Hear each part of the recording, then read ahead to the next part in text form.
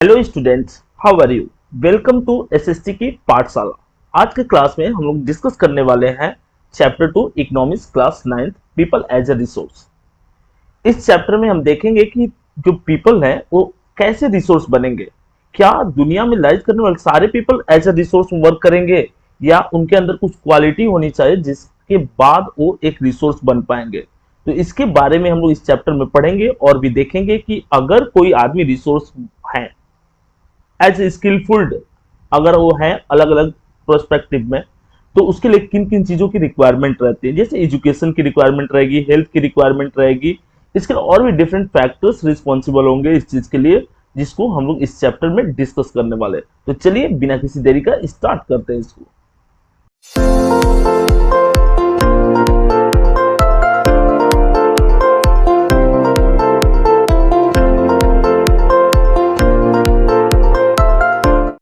Download Rakotba Education app from Google Play Store now.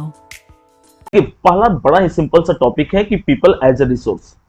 People as a resource is an effort to explain population as an asset for the economy rather than a liability. अच्छा, बोल रहा है कि people as a resource is an effort to explain. People क्या है? Resource है। अब लोग कैसे रिसोर्स हो जाएंगे? लोग तब रिसोर्स होंगे जब वो स्किलफुल रहेंगे, अलग अलग वर्क उनको करने आएगा, मशीन ऑपरेट करना जानेंगे, सर्विस सेक्टर में अपना योगदान देंगे। जैसे कि प्रेजेंट टाइम की बात करें तो as a doctor, engineer, lawyer या टीचर, किसी भी तरह के सर्विसेज प्रोवाइड कर रहे हैं तो वो स्किलफुल है, और स्किलफुल है तो रिसोर्स हुआ है।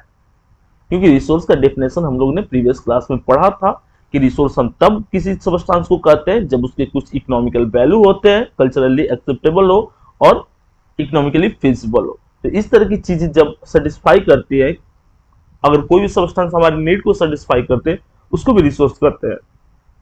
और एक चीज माइंड में लॉक कर लेंगे, चैप्टर 1 में हम लोग डिस्कस किए थे, human being is the what largest capital. Human capital is most influential capital. बहुत सारे कैपिटल होते हैं but human capital is most influential capital, क्योंकि यही है जो सारे रिसोर्सेज को मैनेज करता है, सारे के बीच में कोऑर्डिनेशन सेटअप करता है। Rather than a liability, populations become human capital when there is investment made in the form of education, training and medical care। बोल रहा है कि ह्यूमन बीइंग तब एक रिसोर्स बन पाएंगे जब उनके अंदर उनके ऊपर इन्वेस्टमेंट किया जाए। वो किस फील्ड में इन्वेस्टमेंट हो सकता है? एजुकेशन के फील्ड में हो सकता है, हम उनको प्रॉपरली ट्रेन कर सकते हैं, या मेडिकल केयर प्रोवाइड कर सकते हैं। कोई भी पर्सन तभी स्किल्ड होगा, तभी वो रिसोर्स कहलाएगा जब वो हेल्दी रहे।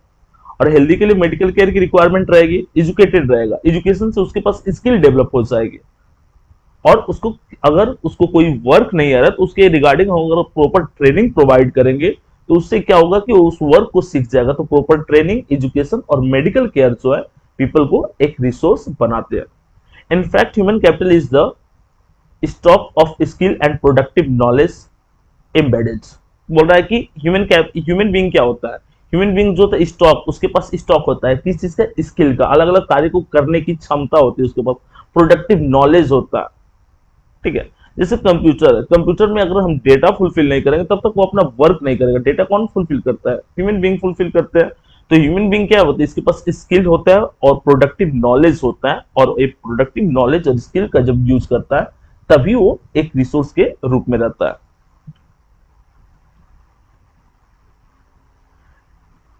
अब यहां तक इस पॉइंट में कि ह्यूमन बीइंग कैसे एक रिसोर्स बनता है और ह्यूमन बीइंग में किन किन चीजों की इन्वेस्टमेंट करने से वो एक प्रॉपरली रिसोर्स के रूप में फंक्शन करता है, तो ये चीजें हम लोग समझे यहां पर। ठीक है। People as a resource is a way of referring to a country working people in terms of their existing productive skill and abilities. एक सबसे सिंपल सा कॉन्सेप्ट है। मान लीजिए कोई पॉपुलस कंट्री है, क्या पॉपुलस कंट्री के सारे पीपल जो है प्रोडक्टिव होंगे?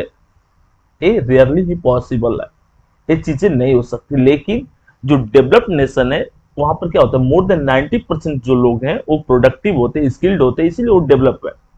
या उस कंट्री ने अपने ह्यूमन रिसोर्स पे अच्छी खास इन्वेस्टमेंट कर रखा है, इसलिए उसकी ह्यूमन रिसोर्स इतनी ज्यादा एडवांस और डेवलप्ड है। The creation of the gross national product. अच्छा, जीएनपी, ग्रॉस नेशनल प्रोडक्ट का मतलब क्या होता है? GDP plus import duties. ठीक है। अगर हम बात करते हैं इसका, ठीक है। जीएनपी, जीएनपी का मतलब क्या होता है? जीएनपी का मतलब होता है ग्रॉस नेशनल प्रोडक्ट। ठीक है, यहां पर दिया हुआ है। ग्रॉस नेशनल प्रोडक्ट का मतलब क्या होता है? इसका मतलब होता है जीडीपी। ठीक है, जीडीपी प्लस इंपोर्ट ड्यूटीज।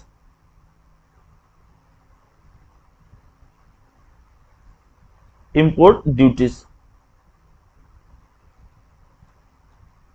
तो इन दोनों चीज को ऐड करते हैं तब जाकर के मेरा जीएनपी आता है। जीएनपी का मतलब ग्रॉस नेशनल प्रोडक्ट होता है।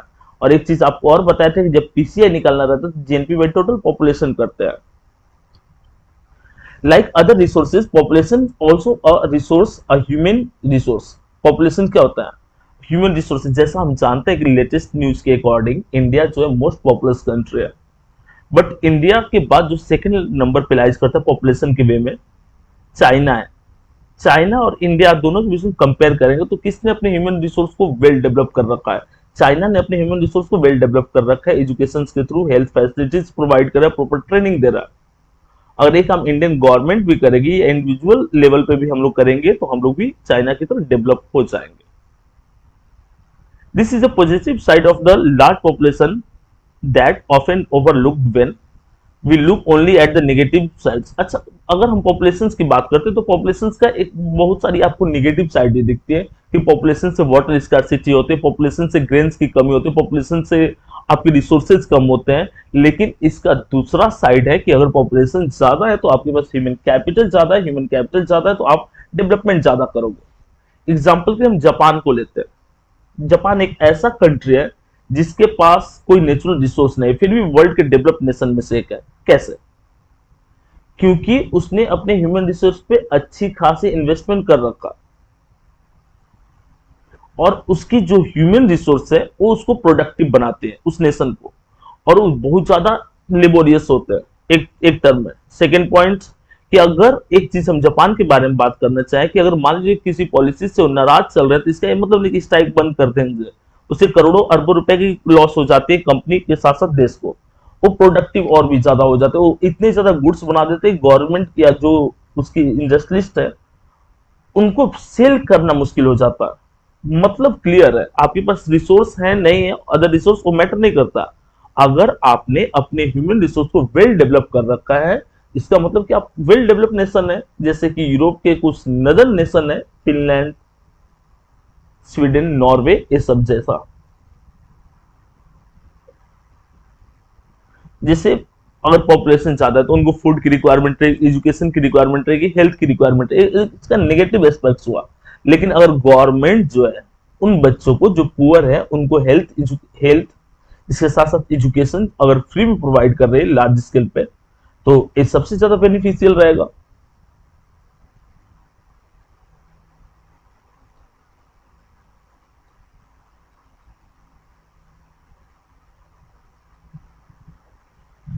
Investment in human capital through education, training, medical care yields a return just like investment in physical capital। बोल रहा है कि इन्वेस्टमेंट हम कहाँ करते हैं? फिजिकल कैपिटल में।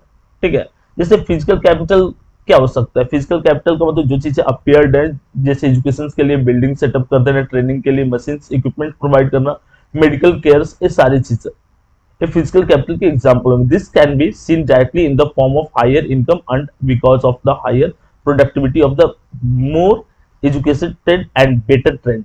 बोल रहा है कि अगर किसी पर्सन ने हायर एजुकेशन लिया है, किसी अच्छे इंस्टीट्यूट से पढ़ा है, तो वो क्या होगा? वो बेटर ट्रेंड होगा, उसके पास बेटर स्किल डेवलप हो जाएंगे।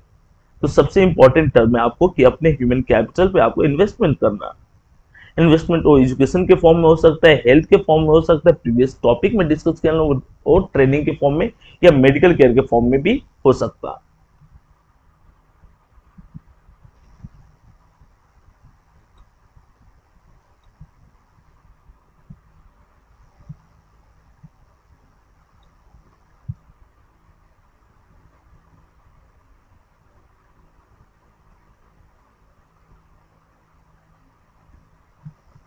But it can be turned into a productive assets by the investment in human। अगर हम ह्यूमन बीइंग में इन्वेस्टमेंट करते हैं तो इससे क्या होगा? इसका प्रोडक्टिव आउटकम्स आएगा। ठीक है, example spending resources on education and health for all the training of industrial and agriculture workers in the use of modern technology.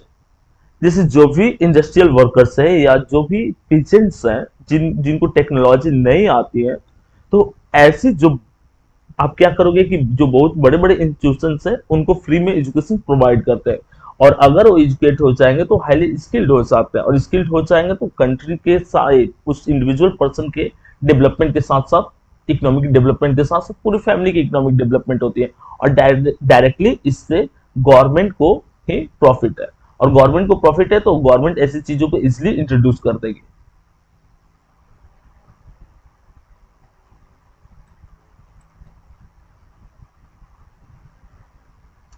Investment in human capital via education and medical care can give high rates of return in future. This investment on people is the same as investment in land and capital. बोला कि अगर कोई person अपने family वालों के लिए education और health care पे, मेडिकल केयर पे ज्यादा से ज्यादा इन्वेस्टमेंट करते हैं, तो देखते हो कि 4-5 साल के अंदर में उसका बेटर आउटकम्स आपको देखने को मिलता है। Countries like Japan have invested in human resources, they did not have the natural resource। एक 1 मार्क क्वेश्चन इस चैप्टर से रहेगा कि वो कौन सा एशियन कंट्री है। जैसे इसमें एक पॉइंट क्या रहेगा आपका, एक सिंपल सा पॉइंट रहेगा कि एशिया का कौन सा कंट्री है जिसके पास रिसोर्स न के बराबर है, नेचुरल रिसोर्स उसके पास न के बराबर है, फिर भी वो वर्ल्ड का one of the developed nation है, तो सिंपल सा आंसर जापान रहेगा।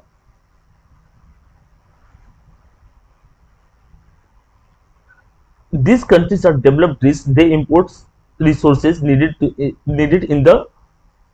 in their countries। अच्छा एक चीज और, कंट्री कब डेवलप माना जाएगा, कंट्री तब डेवलप माना जाएगा जब इसके वो ज्यादा से ज्यादा प्रोडक्टिव हो, और ज्यादा से ज्यादा रिसोर्सेज को बनाए और बना करके मार्केट में सेल करे, और जो कंट्री जितना ज्यादा एक्सपोर्ट करेगा उतना ज्यादा डेवलप होगा।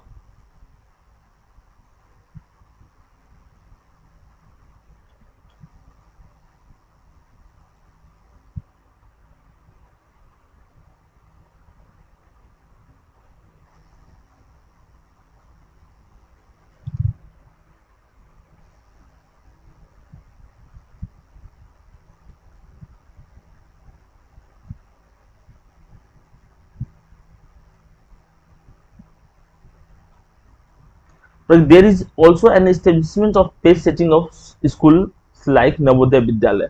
अच्छा एक चीज, अगर एक क्वेश्चन पूछा जाए आपसे कि एजुकेशन में गवर्नमेंट क्या कर सकती है, ठीक है, तो एजुकेशन में गवर्नमेंट का एक प्रोग्राम रहता है, और वो काफी कम फी पे, फी न के बराबर पे, और जो टैलेंटेड बच्चे होते हैं इंट्रेंस दे करके, तो वो उनको वो क्या करते हैं, ज्वाइन करते हैं। नवोदय विद्यालय क्या होता है, नवोदय विद्यालय जिसमें क्वालिटी ऑफ एजुकेशन प्रोवाइड की जाती हैं, और इसका पर्पस है इस स्कूल का, विद्यालय का खोलने का, कि हर डिस्ट्रिक्ट में ऐसे विद्यालय हो जाए, ठीक है, और ये विद्यालय क्या होंगे, बेनिफिशियल होंगे, हर किसी के लिए क्वालिटी ऑफ एजुकेशन प्रोवाइड करने में हेल्पफुल होगा।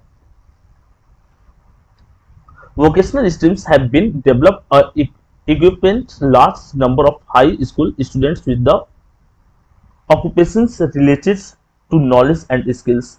अच्छा एक चीज क्या होता है कि बहुत सारे जो बच्चे हैं जो हाई स्कूल तक नहीं डिटरमाइन कर पाते हैं कि उनके पास स्किल्स क्या है, नॉलेज क्या है, कैसे उस चीज को इम्प्रूव करेंगे, तो इसमें गवर्नमेंट का एक बड़ा रोल हो जाता है।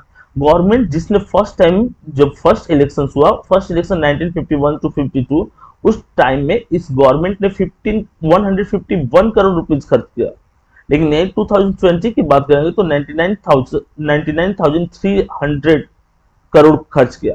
तो इन दोनों के बीच में देखिए pace of changes, time period वो पहले का है और एक बाद का है, और यहाँ पर एक कितना है 93,000 करोड़, ठीक है।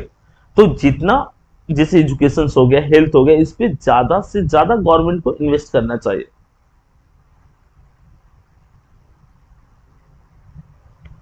the expenditures the expenditures education as a percentage of GDP rose from 0.64% in 1951 to 52 3.1%। बोल रहा है कि इन 2019 एंड 20 जहां पर 1951 में 0.64 था, वहीं आज कितना 3.1%। अच्छा जीडीपी जीएनपी सडन चेंज नहीं होता है, आप देखोगे कि सर क्या 70 इयर्स में 1-2% बढ़ गया, तो ये सडन चेंज नहीं है। 2% जो है 20,000 करोड़ के इक्वल हो सकता है।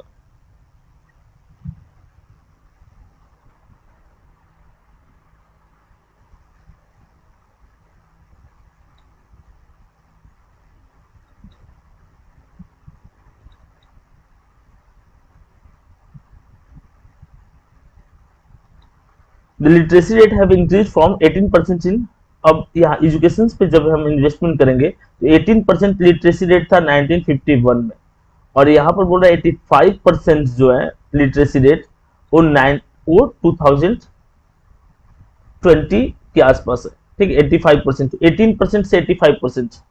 इन्वेस्टमेंट देखे 151 करोड़ से लेकर 93,800 करोड़ तक जब इन्वेस्टमेंट हम किए तो लिटरेसी रेट इंप्रूव हुआ। Literacy is not only right literacy among males is nearly 16.1।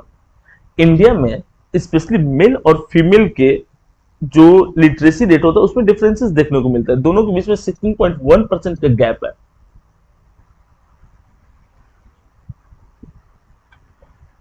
Higher than females, and it is about 14.2% higher in urban areas compared to the rural areas. बोला कि the females and in the इतना higher in urban areas as compared to the rural areas. अगर हम female की बात करते हैं तो हायर एजुकेशन जो है अर्बन रीजन्स में वो ज्यादा गेन करते हैं then to lower regions.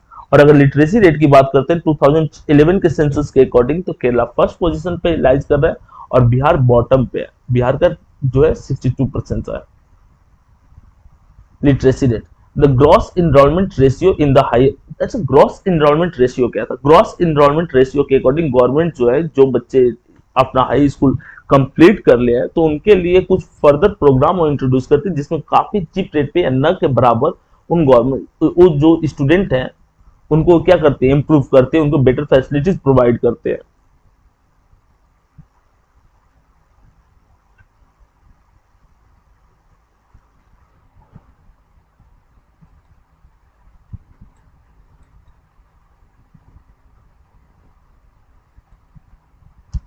These measures which have been adopted have increased the life of expectancy of 16.4। अच्छा एजुकेशन हम लोग कर लिया, एजुकेशन करने के बाद जो हमारा नेक्स्ट फोकस रहेगा वो हेल्थ पे रहेगा। These resources which have been adopted have increased the life। Life expectancy क्या होता है? मतलब एवरेज कितने साल तक इंडिया में लोग जी सकते हैं, इंडिया के लाइफ एक्सपेक्टेंसी को शो करता है। 69.4% से कितना 69.4% लाइफ एक्सपेक्टेंसी है जो काफी अच्छी है।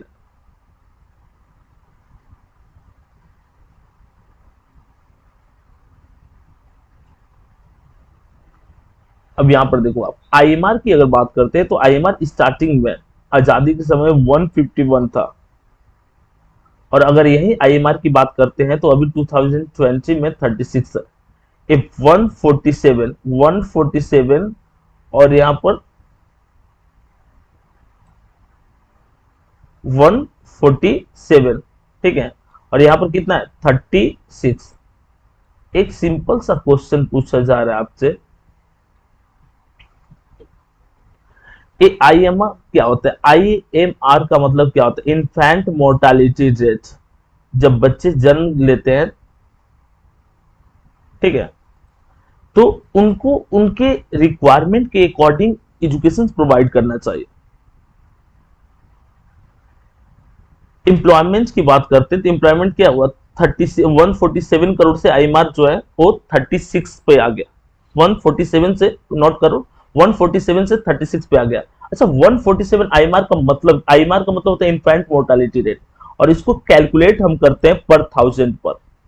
1000 बच्चों में कितने बच्चों की नेचुरल डेथ हो रही है उससे हम डिटरमाइन करते हैं किसी भी स्टेट किसी भी जगह का आईएमआर, इन्फेंट मोर्टालिटी रेट, और एक पर 1000 पे काउंट किया जाता है जिसमें नेचुरल डेथ होनी चाहिए बच्चे के।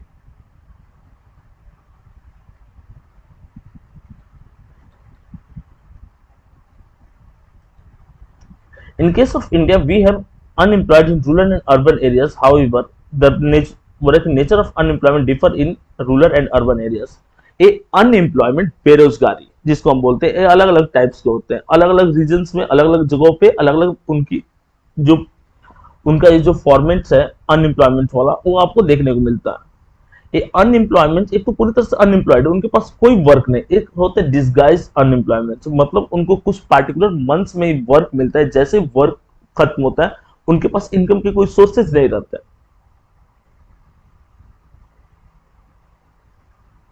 अगर हम रूरल रीजन में बात करेंगे तो लैंडलेस लेबर होते हैं, उनके वेजेस कम होते हैं, जो उनकी मिजरी के मेन कारण है। और अर्बन रीजन में पढ़े लिखे लोग बहुत है, लेकिन उसमें सक्सेस गेन वो नहीं कर पाते।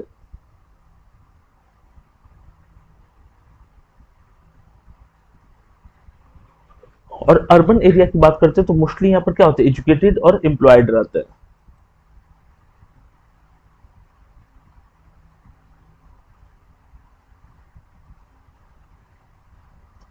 In the case of disguised unemployment, people appear to be employed. They have agriculture plots where they find work. This usually happens among the family members engaged in the agricultural activities.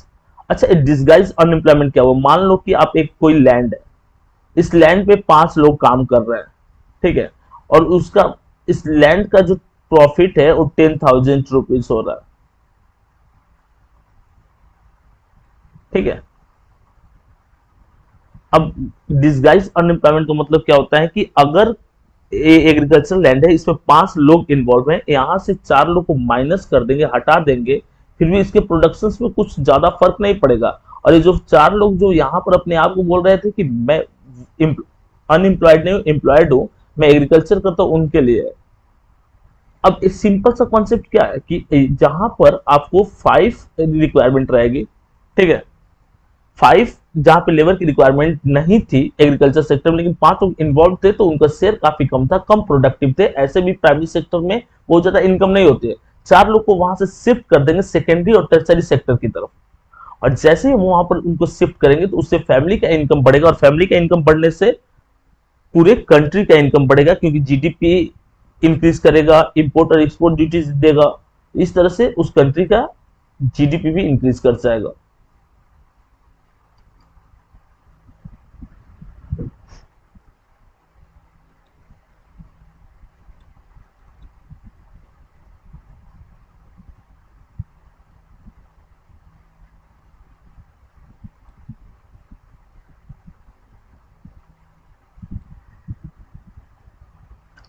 जिसमें unemployment आपको समझा दिए, disguise unemployment समझा। Seasonal unemployment क्या होता है? Seasonal unemployment का मतलब होता है एग्रीकल्चरल फील्ड में होता है, जिसमें जो एग्रीकल्चर पे डिपेंडेंट लेबर है उनको कुछ फ्यू मंथ्स या कुछ कुछ ही दिन उनको वर्क मिलता है, पूरे ईयर उनको वैसे ही जाना पड़ता है। इसको बोलते हैं सीजनल एम्प्लॉयमेंट। एक पार्टिकुलर सीजन में इन लोगों को एम्प्लॉयमेंट मिलता है। एग्जाम्पल के लिए खरीफ क्रॉप लगाते टाइम उसमें उसमें अगर आपको फर्टिलाइजर स्प्रेड करना उस टाइम, तो इन इस तरह की जो सारी चीजें हैं वो इन्वॉल्व होती है इसमें, ठीक है। डिस्गाइज अनएम्प्लॉयमेंट वो तो हम लोग क्लियर कर लिए, ठीक है।